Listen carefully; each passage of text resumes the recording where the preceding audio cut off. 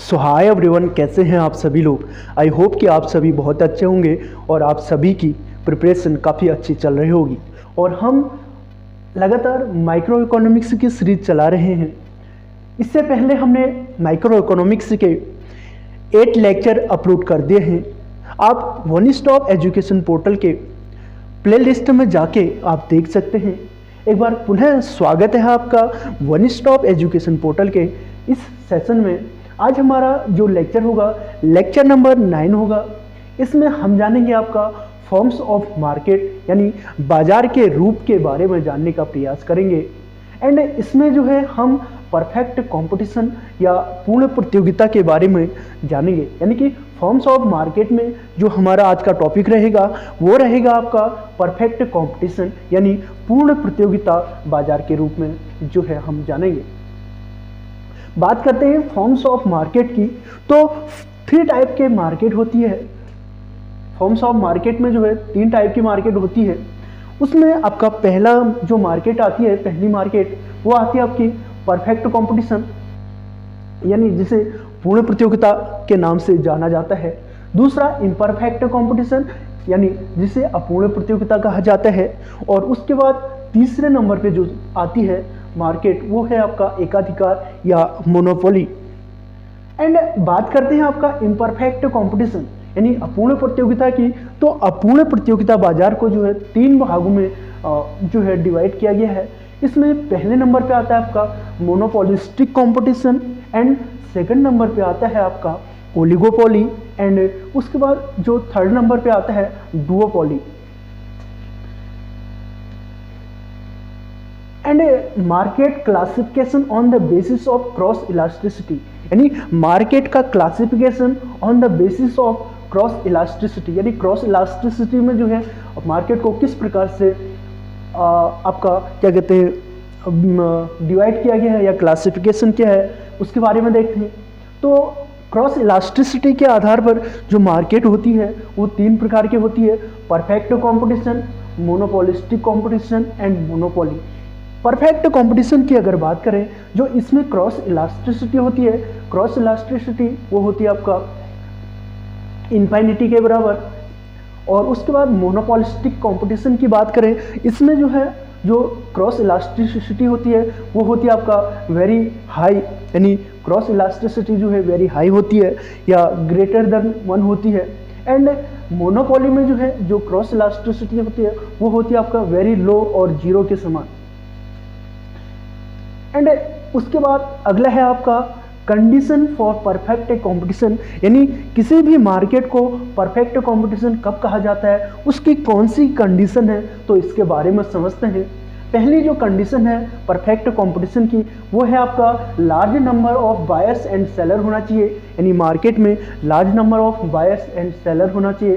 There are small number of large firms यानी कि small number of firm होंगे, small number of large firm यानी जो firm होंगी छोटी छोटी वो लार्ज नंबर में की होंगी एक इंडस्ट्री के अंतर्गत। The position of single seller is just a drop of water in ocean यानी कि एक विक्रेता की स्थिति जो है समुद्र में पानी की एक बूंद की मात्रा होती है। यानी कि परफेक्ट कंपटीशन में एक सिंगल सेलर वो सिर्फ वाटर में जिस प्रकार से एक वाटर यानी समुद्र में जिस प्रकार से एक वाटर की बूंद होती है उसी प्रकार एक सिंगल सेलर होता है in case of perfect competition. उसके बाद that's why individual firm has no influence cover price यानी कि जो इंडिविजुअल फर्म होती है वो प्राइस को इन्फ्लुएंस नहीं कर सकती है in case of perfect competition. आपसे क्वेश्चन पूछा जा सकता है कि इन केस ऑफ परफेक्ट कंपटीशन क्या एक इंडिविजुअल फर्म प्राइस को इन्फ्लुएंस कर सकती है या नहीं कर सकती है, तो इंडिविजुअल फर्म जो है वो प्राइस को इन्फ्लुएंस नहीं कर सकती है। उसके बाद अगला है आपका single seller does not influence supply and single buyers demand does not influence market demand यानी कि एक सिंगल सेलर जो है वो डज नॉट इन्फ्लुएंस करता है आपका सप्लाई को एंड सिंगल जो बायर होता है वो डिमांड को इन्फ्लुएंस नहीं कर सकता है। यानी single seller does not influence supply और उसके बाद single buyer demand does not influence market demand. ये थी पहली कंडीशन। और उसके बाद इसके बाद है that's Y firm is price taker and output adjust in perfect competition. यानी कि फर्म जो है क्या कहते हैं आपका परफेक्ट कंपटीशन में प्राइस टेकर होती है, not maker, and output adjust in perfect competition, यानी आउटपुट को जो है एडजस्ट करती है इन परफेक्ट कंपटीशन में। Price is constant for a firm, यानी प्राइस जो है एक फर्म के लिए वो कांस्टेंट होते हैं, यानी स्थिर होते हैं। एंड उसके बाद आपका which geometrically indicate by horizontal straight line, यानी कि फर्म प्राइस जो है वो ज्योमेट्रिकली इंडिकेट करता है आपका हॉरिजॉन्टल स्ट्रेट लाइन, यानी कि परफेक्ट कंपटीशन में जो प्राइस होता है वो इस प्रकार से होता है, यानी इस प्रकार से होता है जहां AR equal to MR equal to price होता है। ये होता है आपका परफेक्ट कंपटीशन में। यानी क्रॉस इलास्टिसिटी ऑफ डिमांड की अगर बात करें परफेक्ट कंपटीशन में, वो होता है आपका इन्फिनिटी के बराबर। एंड नेक्स्ट आता है आपका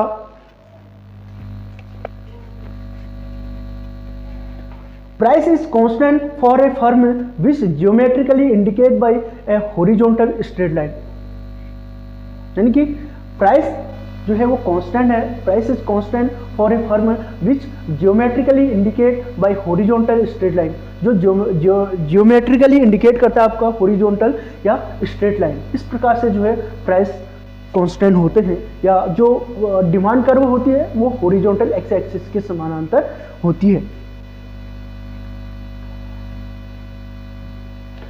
उसके बाद दूसरी जो कंडीशन है परफेक्ट कंपटीशन की वो है होमोजेनियस प्रोडक्ट, यानी इसमें जो है जो प्रोडक्ट होते हैं वो होमोजेनियस होते हैं, यानी समजातीय उत्पाद होते हैं। Homogeneous product, all the firm in industry produce homogeneous और आइडेंटिकल प्रोडक्ट, यानी कि उद्योग में सभी फर्मों ने सजातीय या समान उत्पादों का उत्पादन किया है। Each unit of the product is identical in size, shape, colour, weight etcetera, यानी उत्पाद की प्रत्येक इकाई आकार, रंग, वजन आदि में क्या होती है, इक्वल होती है। यानी each unit of the product is identical in size, shape, colour and weight के आधार पर जो है वो आइडेंटिकल होते हैं या होमोजेनस होते हैं। Product are perfect substitute for each other, यानी परफेक्ट कंपटीशन में प्रोडक्ट क्या होते हैं, एक दूसरे के लिए सब्स्टिट्यूट होते हैं। अगर जो है सेलर किसी कमोडिटी की प्राइस को इंक्रीज कर देता है तो बायर जो है मूव कर जाएगा आपका दूसरे सेलर के पास। इस प्रकार जो है वो प्राइस जो है इंक्रीज नहीं करते, यानी cross elasticity between the product of the firm is infinity, यानी परफेक्ट कंपटीशन में क्या होता है कि क्रॉस इलास्टिसिटी इन्फिनिटी के बराबर होता है। First large number of buyer and seller होते हैं। सेकंड कंडीशन है homogeneous product. In case of the homogeneous product trademark, pattern and special brand level extra do not exist, यानी कि जब जो है होमोजेनियस प्रोडक्ट होते हैं यानी सजातीय उत्पाद होते हैं तो trademark, pattern, special brand level extra do not exist करते हैं, यानी ये एग्जिस्ट नहीं करते हैं। That's why in this market there is no advertisement and selling cost, यानी कि इसमें जो है कोई एडवर्टीजमेंट और सेलिंग कॉस्ट नहीं होती है, यानी कि सेलिंग कॉस्ट और एडवर्टीजमेंट कॉस्ट नहीं होती है इन केस ऑफ आपका परफेक्ट कंपटीशन। एंड उसके बाद है it is a situation of 0 degree of product differentiation, यानी जो आपका क्या कहते हैं परफेक्ट कंपटीशन है वो 0 डिग्री ऑफ प्रोडक्ट डिफरेंशिएशन है, यानी कि इसमें कोई प्रोडक्ट डिफरेंशिएशन नहीं होता है। यानी इट इज ए सिचुएशन, आपसे पूछा जा सकता है कि ऐसी कौन सी सिचुएशन है जिसमें प्रोडक्ट डिफरेंशिएशन 0 होता है या 0 के बराबर होता है, तो वो कंपटीशन है perfect competition market. 0 degree of product differentiation lead to 0 degree of market control, यानी 0 degree of product differentiation lead करता है to 0 degree of market control और 0 degree of monopoly control of the market, यानी कि इसमें क्या होता है कि डिफ्रेंसिएशन जीरो होता है, degree of market control zero होता है, और zero degree of monopoly control of the market, यानी मार्केट में मोनोपोली जो कंट्रोल होता है, रिस्ट्रिक्शन होता है, वो भी जीरो होते हैं। यानी कि कहने का मतलब यह है कि परफेक्ट कंपटीशन में कोई भी फर्म जो है एंट्री और एग्जिट कर सकते हैं इन लॉन्ग टर्म। उसके बाद सेलर्स एंड बायर को परफेक्ट नॉलेज होती है मार्केट के केस में, perfect knowledge in case of market. Third जो कंडीशन है perfect knowledge, buyers are fully aware about the market prices because of homogeneous product, यानी सजातीय उत्पादों के कारण खरीदार बाजार की कीमतों के बारे में पूरी तरह से अवगत है। That's why producer can not charge different price from different buyer, यानी कि इसी वजह से जो है परफेक्ट कंपटीशन में जो प्रोड्यूसर है वो डिफरेंट प्राइस चार्ज नहीं कर सकते हैं डिफरेंट बायर से, क्योंकि जो है परफेक्ट नॉलेज होता है आपका सेलर के बायर के पास इन केस ऑफ मार्केट के या गुड के केस में। And freedom to entry and exit, यानी कि इंडस्ट्री में किसी भी फर्म को एंट्री और एग्जिट करने के लिए क्या होती है, फ्रीडम होती है, freedom to entry and exit. फिर there is freedom of entry and exit of the firm only in long run, यानी कि फर्म को एंट्री और एग्जिट में करने में लॉन्ग रन में फ्रीडम होती है, freedom of entry and exit of the firm only in long run. In short run firms can neither change the size of their plants nor new firm can enter or exit the industry। अल्पकाल में क्या होता है कि can neither change the size of their plants, यानी firm short term में जो है शॉर्ट रन में ना तो प्लांट के साइज को चेंज करती है और new firm can not exit और इंडस्ट्री, यानी इंडस्ट्री से कोई फर्म जो है एग्जिट भी नहीं करती है और प्लांट के साइज को भी इंक्रीज नहीं करती है in case of short run. And long term में क्या होता है कि फर्म एंट्री और एग्जिट दोनों कर सकती है। एंड उसके बाद नेक्स्ट है if firm get super normal profit in short run, यानी कि परफेक्ट कंपटीशन के केस में अगर firm super normal profit earn कर रही है if firm get super normal profit in short run, यानी यदि फर्मों को अल्पकाल में अति सामान्य लाभ प्राप्त होता है तो इन long run new firm will enter into industry, तो नया फर्म क्या करेगी, उस इंडस्ट्री में एंटर करेगी आपका न्यू फर्म, अगर फर्म जो है शॉर्ट रन में सुपर नॉर्मल प्रॉफिट अर्न कर रही है। And if firm making losses in short run, अगर फर्म को लॉस हो रहे होंगे शॉर्ट रन में तो उस केस में क्या होगा कि लॉन्ग रन में जो है firm existing will leave the industry, यानी लॉन्ग रन में जो है वो फर्म क्या करेगी, लीव कर जाएगी आपको, आपका क्या कहते हैं, इंडस्ट्री को।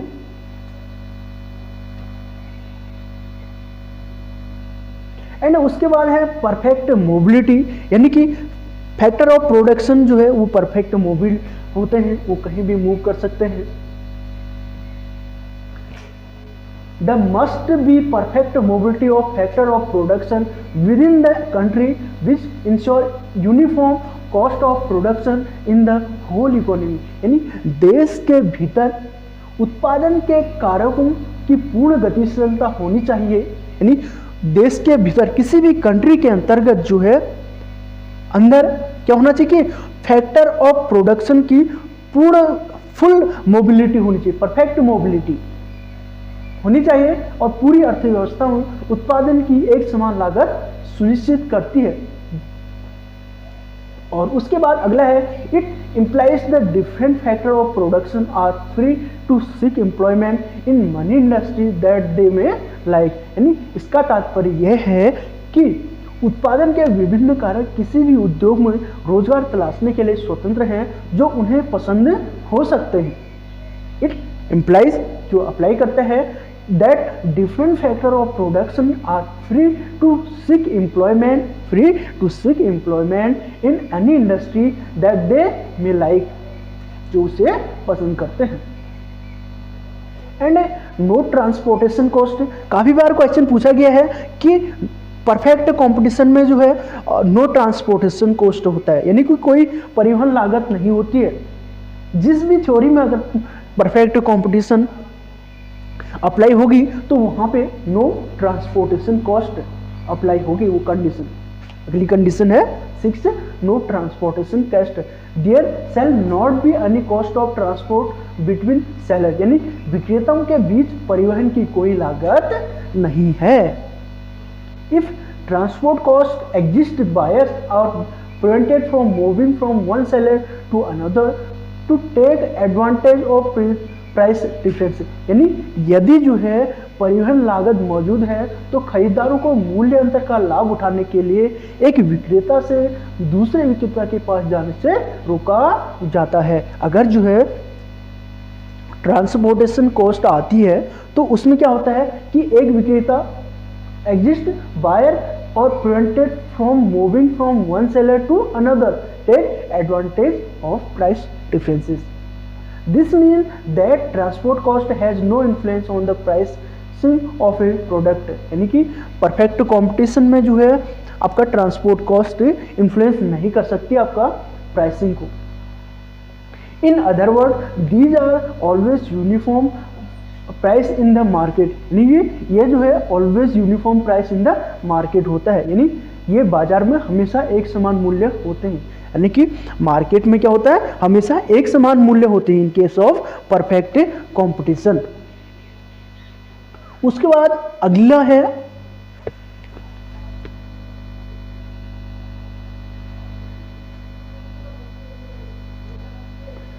नो सेलिंग कॉस्ट, यानी कोई सेलिंग कॉस्ट नहीं है।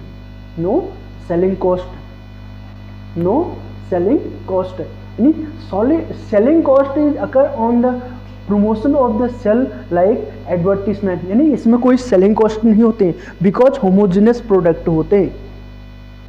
Product are homogeneous so there is no need to advertisement or selling cost, यानी उत्पाद क्या है आपके सजातीय हैं, इसलिए विज्ञापन या बिक्री लागत की कोई आवश्यकता नहीं है। उसके बाद नेक्स्ट है independent decision making. Independent decision making, जो डिसीजन मेकिंग है वो क्या है स्वतंत्र है, इंडिपेंडेंट है।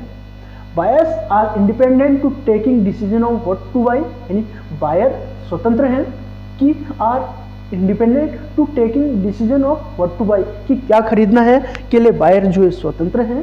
And producer are independent in taking decision of production, कि क्या प्रोडक्शन करना है, क्या निर्माण करना है, किस चीज़ का उत्पादन करना है के लिए प्रोड्यूसर इंडिपेंडेंट है और बायर भी जो है क्या है इंडिपेंडेंट है डिसीजन मेकिंग के लिए। एंड उसके बाद है आपका firm are price taker not maker, यानी कि फर्म जो है परफेक्ट कंपटीशन में टेकर होती है, वो प्राइस मेकर नहीं होती, यानी प्राइस को जो मेक किया जाता है या प्राइस का निर्माण किया जाता है वो किया जाता है किसी इंडस्ट्री के द्वारा, यानी firms are price taker not maker, यानी industry set the price and firm follow it, यानी इंडस्ट्री के द्वारा किसी भी इंडस्ट्री के द्वारा प्राइस को सेट किया जाता है एंड फर्म के द्वारा इससे जो है फॉलो किया जाता है। एंड उसके बाद नेक्स्ट है demand curve of a firm and industry. Demand curve of a firm and industry, यानी परफेक्ट कंपटीशन में जो डिमांड कर्व होता है किसी फर्म की या इंडस्ट्री की, किसी भी फर्म की जो डिमांड कर्व होती है या वो होती है आपका डाउनवर्ड, एंड जो सप्लाई कर्व होता है वो होता है आपका अपवर्ड। इस प्रकार जो इक्विलिब्रियम पॉइंट होता है वहाँ पे यहाँ पे जहाँ पे डिमांड हो गया, डिमांड इंटरसेक्ट करती है आपका सप्लाई कर्व को, वहाँ पे जो है यानी ई पॉइंट है, ये इक्विलिब्रियम पॉइंट होगा। जो यहाँ पे फर्म की डिमांड होगी परफेक्ट कंपटीशन में वो होगा आपका इस प्रकार हॉरिजॉन्टल एक्सिस के समानांतर। Demand curve of A industry is downward slope, किसी भी इंडस्ट्री की जो डिमांड कर्व होगी वो डाउनवर्ड स्लोप होगी, और जो आपका किसी भी फर्म की जो डिमांड कर्व होगी वो हॉरिजॉन्टल होगी। Demand curve of a firm horizontal slope. आपको इसको ध्यान में रखना होगा कि फर्म की जो डिमांड कर्व होती है in case of perfect competition उसमें हॉरिजॉन्टल होती है, जबकि जो इंडस्ट्री की डिमांड कर्व होती है वो डाउनवर्ड स्लोप होती है। उसके बाद आपका जो जहाँ पे फर्म का जो इक्विलिब्रियम होता है, जहाँ पे जो है AR equal to MR equal to MC होता है, यहाँ पे जो है इक्विलिब्रियम पॉइंट है। यहाँ पे MR equal to demand equal to AR equal to price होता है। परफेक्ट कंपटीशन में जो है फर्म का इक्विलिब्रियम वहाँ पे होता है, जहाँ पे marginal revenue equal to demand equal to average revenue equal to आपका price equal to marginal cost होता है, वहाँ पे इक्विलिब्रियम पॉइंट होता है। और मार्जिनल कॉस्ट जो है वो कट करे नीचे से फ्रॉम बिलो टू अबोव, और इकोनॉमिक प्रॉफिट होगा जहाँ पे अगर क्या कहते हैं एवरेज टोटल कॉस्ट नीचे से कट करे और एवरेज वेरिएबल कॉस्ट जो है उसके नीचे से करे।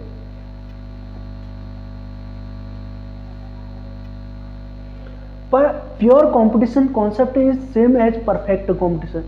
इसके बाद अगला कॉन्सेप्ट आता है आपका प्योर कंपटीशन या शुद्ध प्रतियोगिता के नाम से जिसे जानते हैं।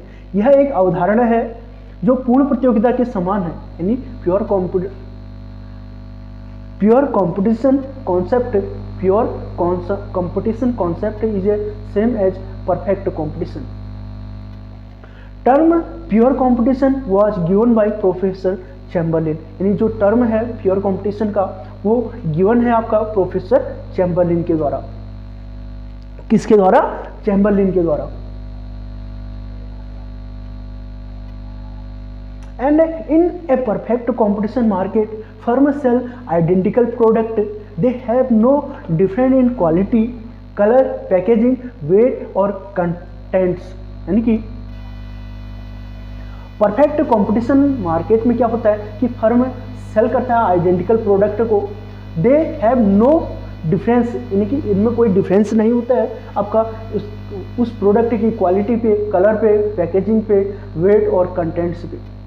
For buyer one seller product can replace another seller, यानी खरीदारों के लिए यानी बायर्स के लिए एक विक्रेता का उत्पाद दूसरे विक्रेता की जगह ले सकता है। यानी परफेक्ट कंपटीशन में क्या होता है कि सब्स्टिट्यूट गुड अवेलेबल होते हैं, तो वन सेलर प्रोडक्ट, एक सेलर का जो प्रोडक्ट होता है वो कैन रिप्लेस किया जा सकता है आपका अनदर सेलर से। In a pure competition market product can be similar but not completely identical, यानी प्योर कंपटीशन या शुद्ध प्रतियोगिता मार्केट में क्या होता है कि प्रोडक्ट कैन बी सिमिलर, यानी परफेक्ट कंपटीशन में या प्योर कंपटीशन में क्या होता है कि प्रोडक्ट सिमिलर होंगे, can be similar but not completely identical हो, जरूरी नहीं, उसमें थोड़ा बहुत डिफरेंशिएशन भी हो सकता है। यानी एक शुद्ध प्रतिस्पर्धा बाजार में उत्पाद समान हो सकते हैं लेकिन पूरी तरह से समान नहीं है।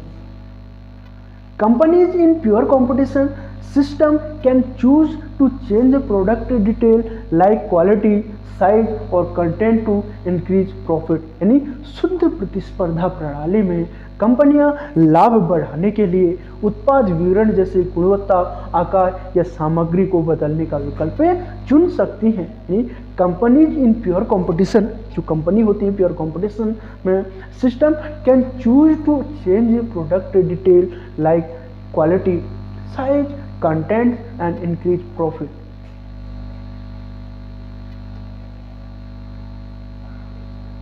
उसके बाद इक्विलिब्रियम ऑफ द फर्म, यानी परफेक्ट कंपटीशन में जो है इक्विलिब्रियम कहाँ पे होता है कि कौन सी सिचुएशन है उसके बारे में जानने का प्रयास करते हैं।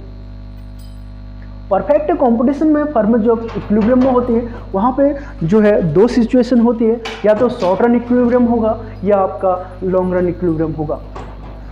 शॉर्ट रन इक्विलिब्रियम यानी अल्पकालीन जो है संतुलन में होगी फर्म, और लॉन्ग रन इक्विलिब्रियम में होगी। बात करते हैं शॉर्ट रन इक्विलिब्रियम, तो शॉर्ट रन इक्विलिब्रियम में तीन कंडीशन हो सकती है किसी भी फर्म के लिए।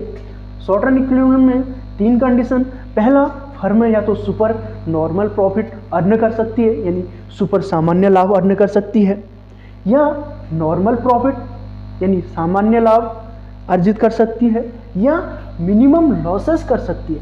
यानी शॉर्ट रन में जो है परफेक्ट कंपटीशन में एक फर्म तीन कंडीशन हो सकती है, या तो सुपर नॉर्मल प्रॉफिट हो सकता है, या नॉर्मल प्रॉफिट हो सकता है, या मिनिमम लॉसेस हो सकता है। तो समझते हैं कब जो है किसी फर्म को सुपर नॉर्मल प्रॉफिट होता है, कब नॉर्मल प्रॉफिट होता है, कब मिनिमम लॉसेस होता है। Condition of the equilibrium, there are two condition of the equilibrium, यानी किसी भी फर्म के इक्विलिब्रियम के लिए दो कंडीशन या दो संतुलन की दो शर्तें हैं। There are two condition of the equilibrium, यानी जहाँ पे marginal revenue equal to marginal cost होगा, यानी ये मार्जिनल रेवेन्यू, ये वाला पॉइंट है जहाँ पे marginal revenue equal to marginal cost होगा, वहाँ पे जो है फर्म इक्विलिब्रियम में होगी। उसके बाद equilibrium condition under perfect competition, equilibrium condition under perfect competition की अगर बात करें तो यहाँ पे जो है price equal to average revenue equal to marginal revenue equal to marginal cost, यानी कि यहाँ पे जो है प्राइस इक्वल टू होना चाहिए आपका average revenue equal to marginal revenue equal to होना चाहिए आपका मार्जिनल कॉस्ट। तो वहाँ पे जो है आपका फर्म इक्विलिब्रियम में होगी। और दूसरी जो कंडीशन है MC cut MR from below, MC जो कट करे एमआर को वो फ्रॉम बिलो से करे, यानी इस प्रकार एमसी कट एमआर को from below. Equilibrium condition under perfect competition, यानी परफेक्ट कंपटीशन में जो इक्विलिब्रियम में होता है वहाँ पे क्या होता है आपको बता दिया, price equal to average revenue equal to marginal revenue equal to marginal cost. पूछा जा सकता है कि अंडर परफेक्ट कंपटीशन इक्विलिब्रियम कहाँ पे होता है, जहाँ पे price average revenue marginal revenue और मार्जिनल कॉस्ट होते हैं, और MC cut MR from below. उसके बाद है पहली जो कंडीशन है वो है सुपर नॉर्मल प्रॉफिट की, यानी कि शॉर्ट रन में जो है अर्न कर सकती है एक firm super normal profit. Super normal profit कब अर्न करेगी देखते हैं। एक फर्म जो है कब सुपर नॉर्मल प्रॉफिट अर्न कर सकती है। Profit per unit of output is the profit per unit of output is the difference between average revenue, यानी जिसे एवरेज रेवेन्यू को also known as price. Average revenue को किस नाम से, average revenue equal to price, average revenue equal to price करेंगे, average revenue equal to price करेंगे तो हमें जो है एवरेज रेवेन्यू को ही प्राइस कहा जाता है। यानी profit per unit of output is the difference between average revenue and average cost, यानी कि एवरेज रेवेन्यू और एवरेज कॉस्ट के बीच डिफरेंस होगा, यानी average revenue minus average cost के बीच जो डिफरेंस होगा वो कहलाएगा आपका प्रॉफिट। यानी profit per unit of output is the difference between average revenue price and average cost. उत्पादन की प्रति इकाई लाभ औसत राजस्व मूल्य और औसत लागत के बीच का अंतर है। यह AR is more than AC, यानी कि सुपर नॉर्मल प्रॉफिट की स्थिति वहां पे होती है। अब सुपर नॉर्मल प्रॉफिट के बारे में देखते हैं, कहां पे होता है सुपर नॉर्मल प्रॉफिट। किसी भी फर्म को जो है अल्पकाल में सुपर नॉर्मल प्रॉफिट उस सिचुएशन में होता है जहां पे आप क्या कहते हैं, जहां पे एवरेज रेवेन्यू ग्रेटर होगा आपका एवरेज कॉस्ट से, वहां पे जो है फर्म सुपर नॉर्मल प्रॉफिट में होगी। सपोज इसके एक डायग्राम से समझते हैं।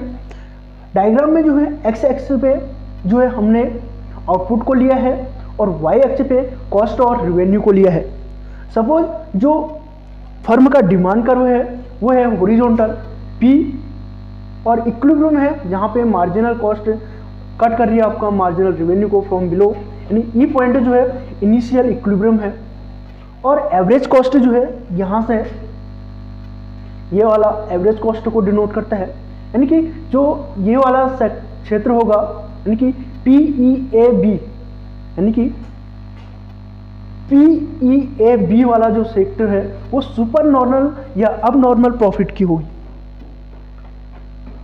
जहां पे यानी कि एवरेज रेवेन्यू और मार्जिनल रेवेन्यू ग्रेटर होगा आपका मार्जिनल कॉस्ट, या आपका क्या कहते हैं एवरेज रेवेन्यू जो है वो ग्रेट होगा एवरेज कॉस्ट से, तो वहां पे सुपर नॉर्मल प्रॉफिट की सिचुएशन होगी।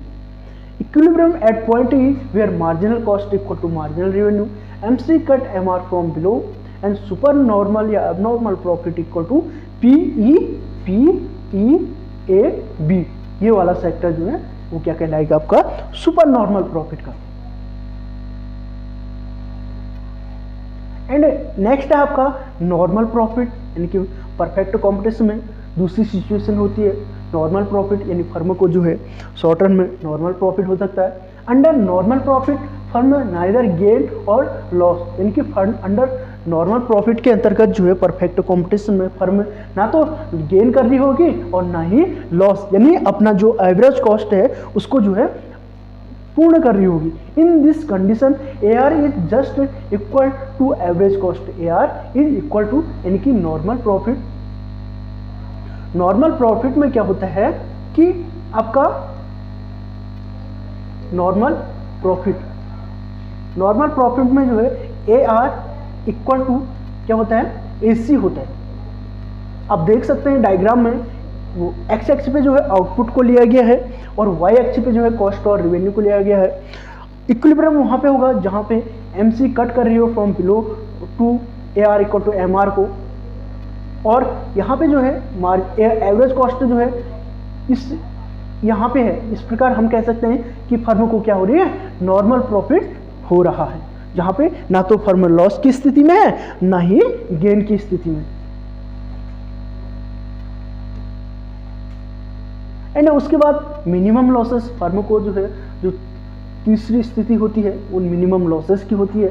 फर्म तीसरी स्थिति minimum losses, under this condition AR is less then average cost, यानी इसका मिनिमम लॉसेस वहाँ पे होगा फर्म को जहाँ पे AR लेस हो जाता है आपका एवरेज कॉस्ट से, यानी एवरेज रेवेन्यू लेस हो जाता है आपका एवरेज कॉस्ट से, वहाँ पे मिनिमम लॉसेस हो जाता है।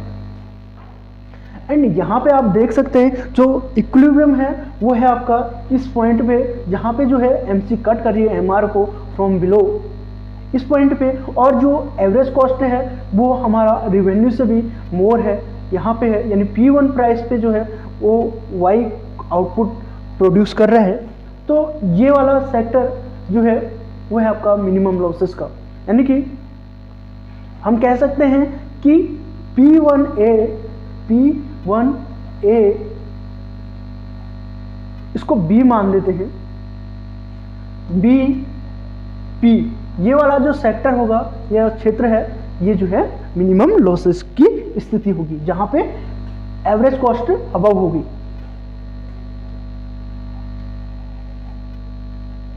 उसके बाद shut down point of a firm, यानी कि शट डाउन पॉइंट कब होता है, ये क्वेश्चन जो है काफी बार एग्जाम में पूछा हुआ है कि शट डाउन पॉइंट कब होता है और शट डाउन जोन कब होता है। समझते हैं shut down point of a firm कब होता है। Shut down point of a firm, if the prices fall below average variable cost, इनकी प्राइस या average revenue equal to price ये फॉल कर जाते हैं आपके एवरेज वेरिएबल कॉस्ट से, then firm will loss its fixed cost plus some of its variable cost, यानी यदि कीमतें औसत परिवर्तनीय लागत से कम हो जाती हैं तो फर्म अपनी निश्चित लागत या फिक्स्ड कॉस्ट और अपनी कुछ परिवर्तनीय लागत को खो देगी। तो इस केस में शट डाउन कहने का मतलब ये है कि शट डाउन पॉइंट वहाँ पे होता है। शट डाउन पॉइंट में क्या होता है AR equal to price less हो जाता है आपका क्या कहते हैं किससे, एवरेज वेरिएबल कॉस्ट और एवरेज फिक्स्ड कॉस्ट से। तो ये जो है क्या हो जाती है शट डाउन जोन। या shut down point. Under this situation it will be rational for the firm to close down because by suspending production it can avoid losses incurred on variable cost। यानी कि यह इस स्थिति में firm के लिए बंद करना तर्क संगत होगा। यानी अंडर दिस सिचुएशन यानी शट डाउन पॉइंट में क्या होगा, जहाँ पे फर्म जो अपने वेरिएबल कॉस्ट को प्राप्त नहीं कर पा रही है, तो under this situation it will be rational for firm to close down because by suspending production it can avoid losses incurred on variable cost। कि परिवर्तन लागत पर होने वाले नुकसान से बचा जा सकता है। यानी कि यहाँ पे जो शट डाउन पॉइंट कर देगी, यानी बंद कर देगी प्रोडक्शन को, जहाँ पे firm average cost, average revenue या प्राइस को लेस हो गया आपका average variable cost, average fixed cost को रिकवर नहीं कर पा रही है, वहां पे जो है आपका शट डाउन पॉइंट होगा। उसके बाद shutting down is a short run decision, यानी शट डाउन करना एक शॉर्ट रन डिसीजन है, यानी लॉन्ग रन डिसीजन नहीं है। पूछा जा सकता है कि shut down is a short run decision या लॉन्ग रन। तो शट डाउन जो है वो एक शॉर्ट रन डिसीजन है, जिसमें जो है फर्म क्या होती है, average revenue equal to P price, less होता है आपका एवरेज वेरिएबल कॉस्ट, लेस होता है आपका एवरेज फिक्स्ड कॉस्ट। यानी कि यहाँ पे जो है फर्म अपना एवरेज वेरिएबल कॉस्ट और फिक्स्ड कॉस्ट को क्या कर रही है कि अर्न नहीं कर पा रही है। If the firm is not able to cover its variable cost fully it will shut down. यानी अगर जो है यदि फर्म अपनी परिवर्तनीय लागत को पूरी तरह से कवर करने में सक्षम नहीं है तो वह बंद हो जाएगी। यानी फर्म क्या करेगी, क्लोज कर देगी आपका प्रोडक्शन को। एंड उसके बाद है shut down point of a firm. अभी तक shut down point of a firm को है हमने जाना, क्या कहते हैं, किस प्रकार से है उसकी डेफिनेशन जाना। इसको एक डायग्राम से समझते हैं। Shut down point of a firm, shut down point of a firm यानी बंद करना कब होगा। Under this situation firm shut down temporary and produce nothing. यानी इस स्थिति के तहत फर्म अस्थायी रूप से बंद हो जाती है और कुछ भी उत्पादन नहीं करती है। यानी कि इसमें क्या होता है कि फर्म अपने फिक्स्ड कॉस्ट को तो दे ही रही है लेकिन वेरिएबल कॉस्ट को नहीं देती है और बंद कर देती है अल्पकाल में। It is a point at which the price is equal to average variable cost. यानी यहाँ पे एक सिचुएशन है शट डाउन जहाँ पे average revenue equal to price equal to average cost हो जाता है।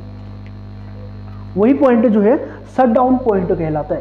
यानी कि एवरेज रेवेन्यू या प्राइस मिनिमम ऑफ एबीसी और total revenue equal to total variable cost या marginal cost equal to average variable cost. आप देख सकते हैं यहाँ पे जो है शट डाउन पॉइंट होगा जहाँ पे आपका marginal cost equal to marginal revenue या एवरेज इस पॉइंट पे, ई पॉइंट पे, और उसके बाद एवरेज वेरिएबल कॉस्ट हो गया और एवरेज कॉस्ट जो है सबसे अबव चले जाएंगे, यहाँ चले जाएंगे तो शट डाउन पॉइंट होगा।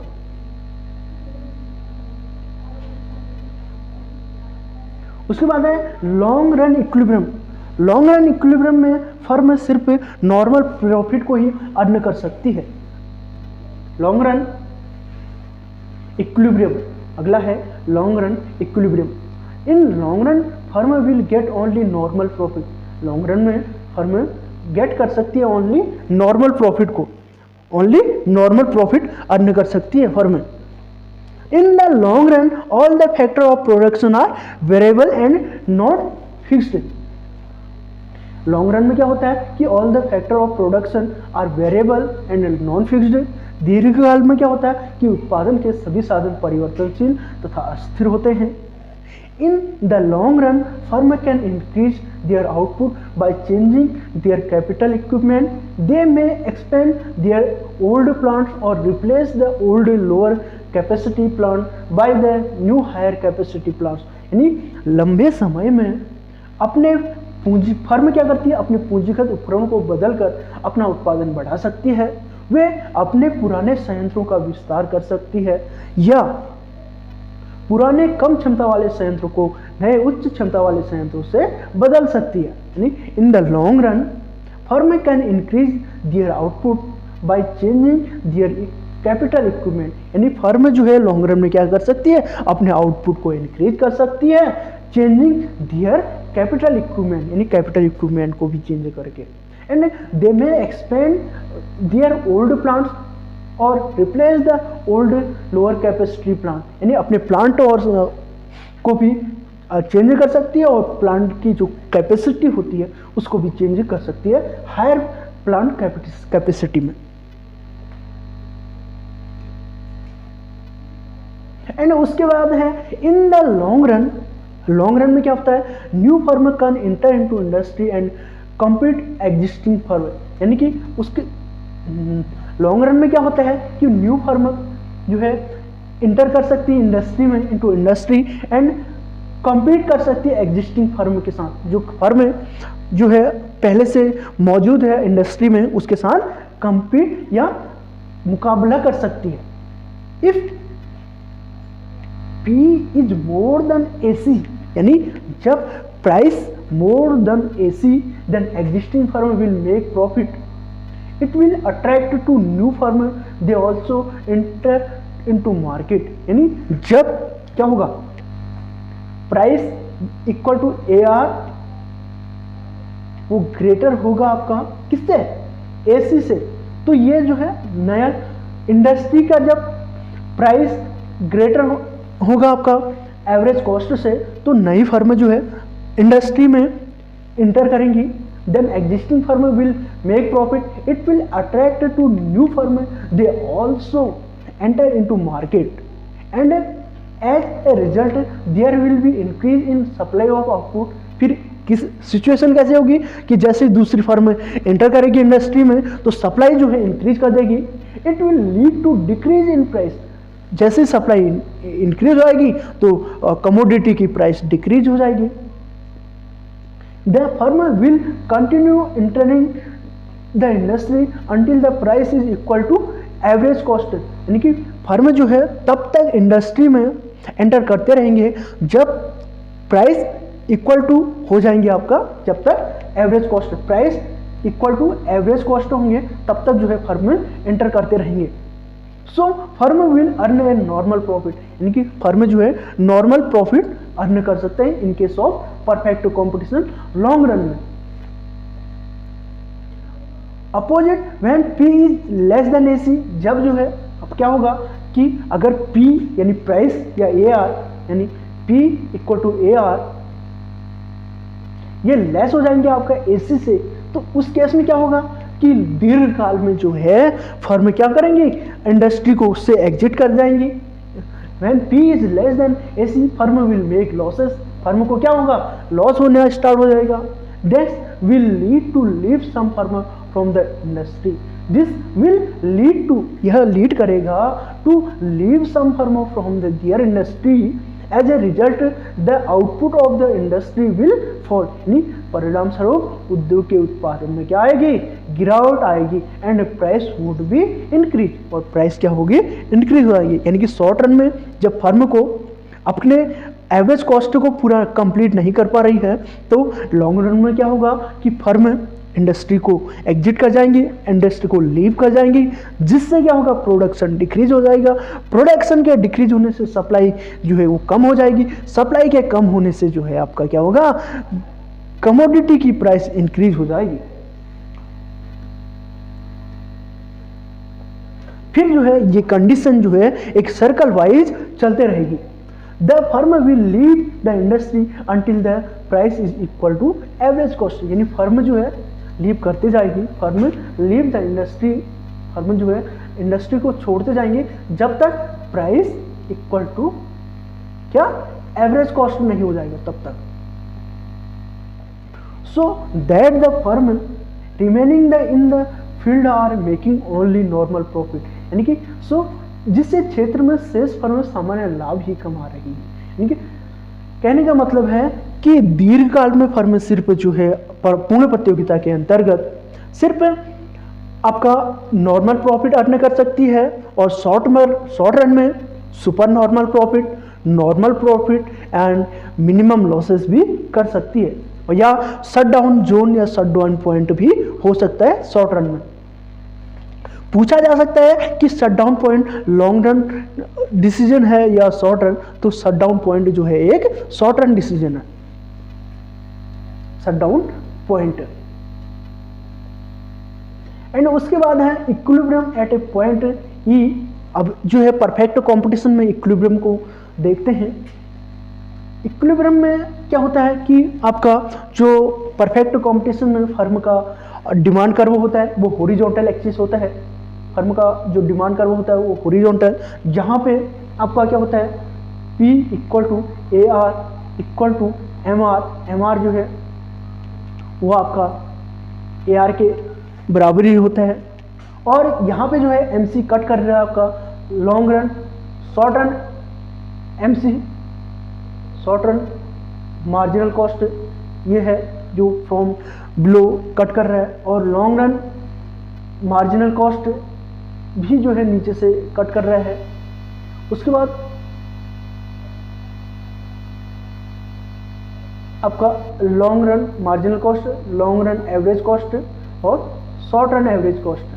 यानी कि कहने का मतलब है कि फर्म जो है परफेक्ट कंपटीशन में लॉन्ग रन इक्विलिब्रियम वहाँ पे होगा जहाँ पे price equal to short run marginal cost, long run marginal cost, average revenue, marginal revenue, minimum of LAC और equal to minimum of SSE। यानी कि short run long run equilibrium में perfect competition में इक्विलिब्रियम कहाँ पे होगा, long run equilibrium perfect competition, तो वहाँ पे होगा जहाँ पे price equal to AR equal to MR equal to SMC equal to LMC equal to LAC equal to SAC। ये कंडीशन जो है लॉन्ग रन इक्विलिब्रियम की होगी, यानी कि जहाँ पे price equal to short run marginal cost, long run marginal cost, average revenue, marginal revenue, minimum of LAC और मिनिमम ऑफ SSC होगा, तो वहाँ पे जो है लॉन्ग रन इक्विलिब्रियम होगा परफेक्ट कंपटीशन में। उसके बाद है supply curve of a firm under perfect competition. यानी परफेक्ट कंपटीशन में जो है सप्लाई कर्व किस प्रकार का होता है, पूर्ण प्रतिस्पर्धा के तहत फर्म की आपूर्ति वक्र यानी supply curve of a firm under perfect competition. Supply curve the rising portion of the marginal cost curve above the minimum point of average variable cost. यानी supply curve the rising portion of the marginal cost curve above the minimum point of average variable cost. ये वाला यानी कि ये जो है average cost, ये इसको दर्शा रहा है आपका एवरेज वेरिएबल कॉस्ट, वहाँ पे equilibrium AR equal to MR, और supply curve the rising portion of the marginal cost, marginal cost का जो राइजिंग पोर्शन है यानी ये वाला पोर्शन है,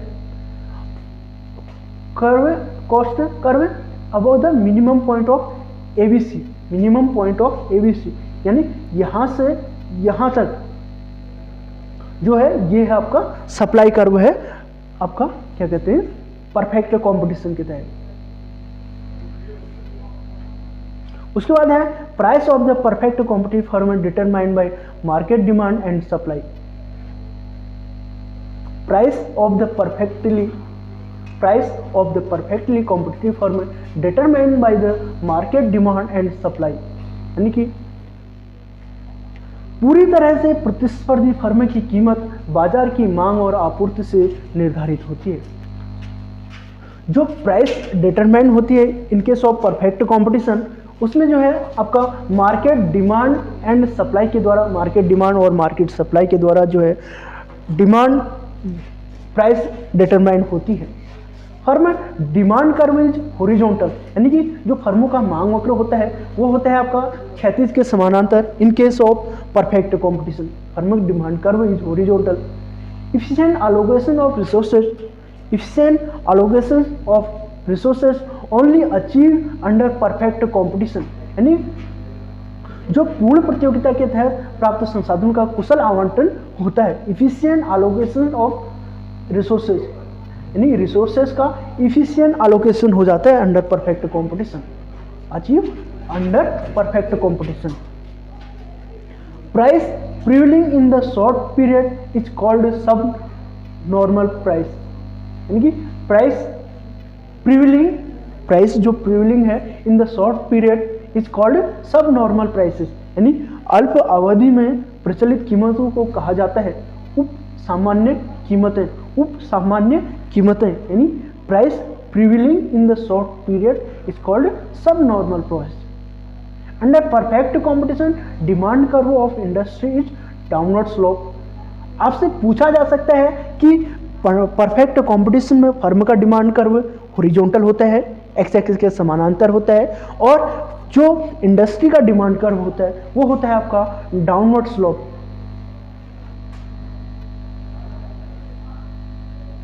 उसके बाद first order condition marginal cost equal to marginal revenue. First order condition में क्या होता है, फर्स्ट ऑर्डर कंडीशन में MC equal to MR and second order condition slope MC is greater slope MR, यानी फर्स्ट ऑर्डर कंडीशन में क्या होता है आपका, क्या कहते हैं, marginal cost equal to marginal revenue होता है। और उसके बाद सेकेंड ऑर्डर कंडीशन में क्या होता है आपका, मार्जिनल कॉस्ट की स्लोप ग्रेटर हो जाता है आपका MR से इन case of perfect competition. The firm get normal profit also called marginal firm. जो फर्म जो है या फर्म को सामान्य लाभ मिलता है जिसे सीमांत फर्म भी कहा जाता है, यानी जो फर्म जो है नॉर्मल प्रॉफिट अर्न कर रही है उसे ही सीमांत फर्म भी कहा जाता है। इन ब्रेक इवन पॉइंट, यानी कि यह क्वेश्चन भी काफी बार पूछा गया है, break even point no profit और लॉसेस, जहां पे ना तो प्रॉफिट हो रहा ना लॉस हो रहा, यानी नॉर्मल प्रॉफिट को ही जो है ब्रेक इवन पॉइंट कहा जाता है। Total revenue equal to total cost, जहां पे total revenue equal to total cost होता है वही जो है ब्रेक इवन पॉइंट कहा जाता है। इन long run firm get normal profit also called marginal firm, यानी लॉन्ग रन में फर्म गेट करता है आपका नॉर्मल प्रॉफिट, उसे कहा क्या कहते हैं आपका marginal firm. But firm get super normal profit called intra marginal firm, यानी फर्म को अगर सुपर नॉर्मल प्रॉफिट प्राप्त हो रहा है उसको इंट्रा मार्जिनल फर्म कहा जाता है, अगर नॉर्मल प्रॉफिट हो रहा तो उसे मार्जिनल फर्म कहा जाएगा। अगर जो है break even point TR equal to TC, यानी जहां पे जो है नो लॉस नो प्रॉफिट की सिचुएशन होती है वहां पे जो है ब्रेक इवन पॉइंट कहा जाता है। एंड इसके साथ ही यह लेक्चर जो है खत्म होता है और इसके बाद हम जानने का प्रयास करेंगे आपका मोनोपोली के बारे में। धन्यवाद, आशा करता हूं कि यह वीडियो जो है आपके लिए लाभदायक सिद्ध हुई होगी। इसके बाद जो है आने वाली वीडियो में हमारा जो 10th लेक्चर होगा उसमें हम मोनोपोली यानी एकाधिकार के बारे में जानने का प्रयास करेंगे। बने रहिए हमारे साथ वन स्टॉप एजुकेशन पोर्टल के साथ। धन्यवाद।